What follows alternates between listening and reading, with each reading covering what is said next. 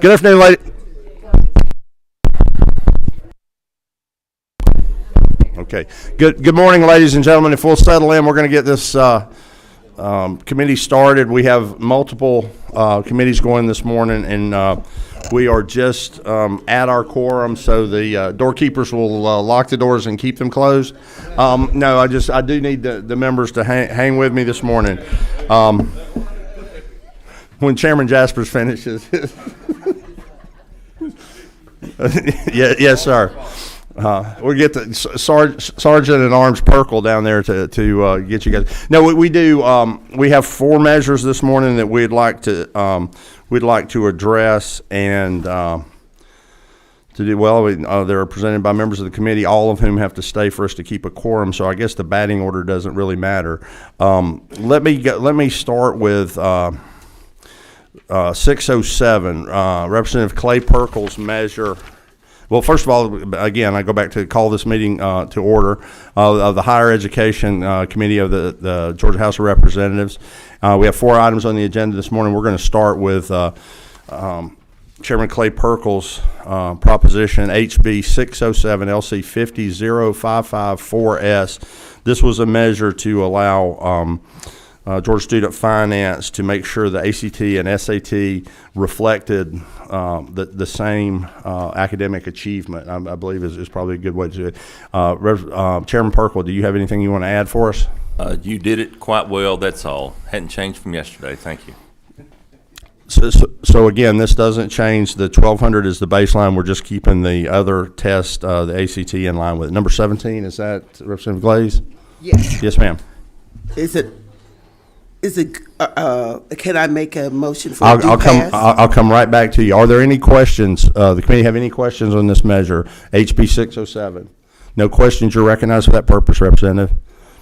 So I'd like to put on the floor due pass for HB 607. We have a motion due pass for 607. So I have a motion and a second. HB 607 due pass. LC 50554S. Any discussion? Discussion on the motion? Hearing no discussion, all those in favor say aye. Aye. Any opposed, no. Next item, we're going to go backwards. Number HB 605, Chairman Dickey's proposition. This was to add another category of individual to qualify for the REACH scholarship to confirm the House interest in protecting and keeping this available for our students. Chairman Dickey. Thank you, Mr. Chairman.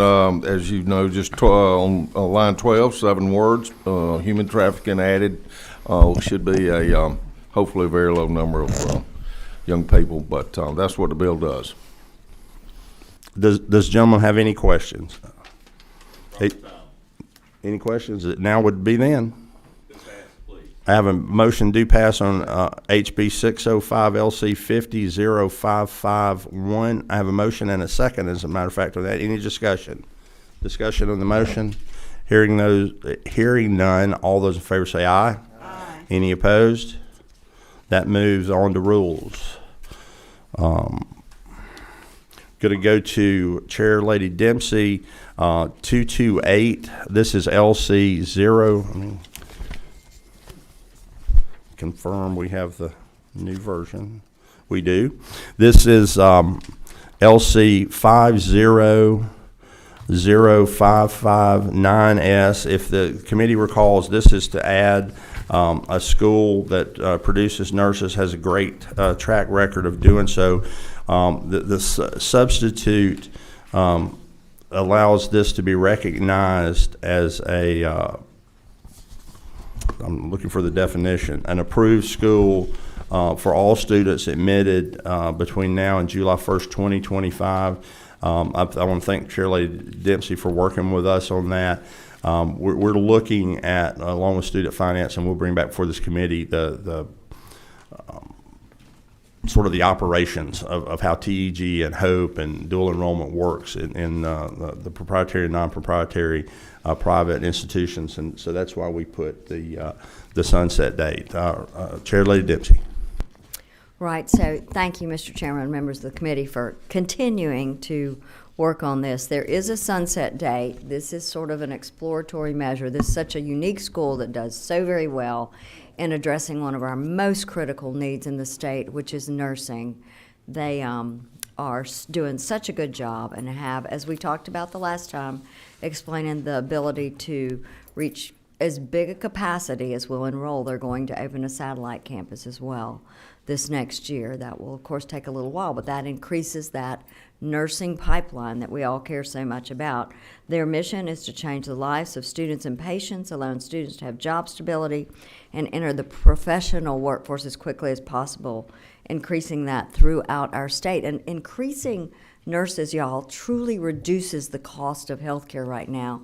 Our hospitals and many other places are paying for visiting nurses and traveling nurses, and it is, besides being difficult on morale for the existing nurses, it's also very expensive for all institutions. Their pay is much higher. So we're looking at the same measure that we have with the tweak of adding, if you look at the end, I would say around line 70, it talks about for the students who enroll on or before July 1, 2025. The measures are still as tight for graduation rate. Requires them to have been in existence with bricks and mortar for at least 5 years. They've actually been here 11 years and have proven year after year how successful they are in one program. They do not do other programs.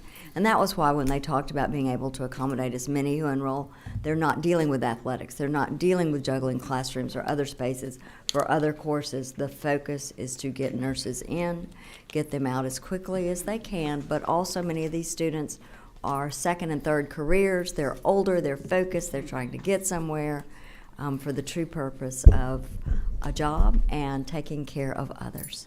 If there are any questions, I'll be glad. Thank you, Chair Lady Dempsey. You do have a question. Representative Jackson. Thank you, Mr. Chairman.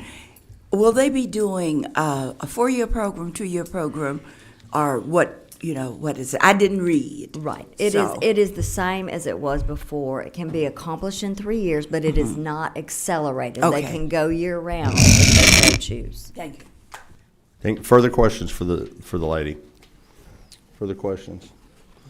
I think we have agreement on the sunset, so I don't know that we really have anybody to speak on this. I have a motion from the Vice Chairman of the committee. This do pass. I have a motion and a second from Representative Jackson. Any discussion? Discussion on the motion? Just to be clear, we're on LC 500559S. Any discussion? Hearing none, all those in favor say aye. Any opposed, no. It moves on to rules. Just remind all the authors, you all know we have to get a rules document in. If we could get it in today, we could do that quickly. Now we're going to go to Chairman Jaspers. We have heard this before. We have passed this last year. House Bill 392. Representative Chairman Jaspers.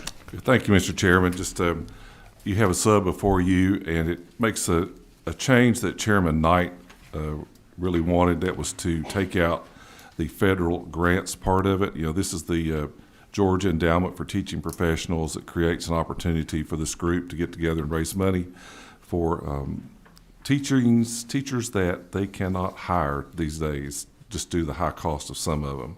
And also, just to answer Chairman Dickey's question, that doesn't specifically prohibit the expense going toward administration, but after raising the money, like you see toward the end of the bill, they have to raise $50,000 before they can even start. I doubt they're going to do that, Chairman Dickey. Yes, sir. So to answer that, Chairman Jaspers, we removed that federal funds so they wouldn't be hamstrung by any Yes, sir. rules that go on. So they would be free to Absolutely. do what Georgians need to do. Absolutely. Thank you. Then that's the only change to the bill.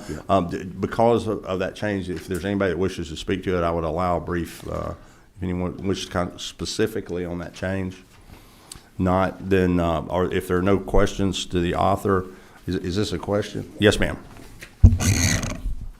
First of all, I want to say great bill, and wanted to ask if the foundation could raise money for those who are going to do their teaching assistantship. Like, there are a lot of students that go out and they have to put the time in, but they don't also have the money. can that be used for that as well, or anything just to bring the teachers in? I think, ma'am, it's just, well, note that it's just for the teachers, to make sure that Okay. if they have a high demand, like I said the other day in my community, we could not open our auto body class because they could not pay the teacher enough. Okay, all right, thank you. And kindly. nursing, as Chairman Dempsey knows, suffers the same issue at TCSG. They can't find enough nursing teachers that have the qualifications because they can't pay them enough. Which goes back to the perhaps bad analogy, chicken and egg thing. These careers pay so well, we can't. You pay better. You get paid better doing than you do teaching somebody to do, which should tell folks that are interested in these particular professions it's a pretty good place to be. Yeah, but yeah, So, I mean, it's kind of counter. Or maybe the opposite of counterintuitive. So you have one more question, number 13? Or, yes, if there are no further questions, now would be then. I have a do pass. I have a do pass motion and a second on LC 491391S. Is there discussion? Discussion on the motion? Hearing none, all those in favor say aye. Any opposed, no. That moves on to rules with a do pass recommendation. Ladies and gentlemen, thank you for being here this morning. If there are no other items before the committee, we'll stand adjourned without objection. I see no objection. We are adjourned.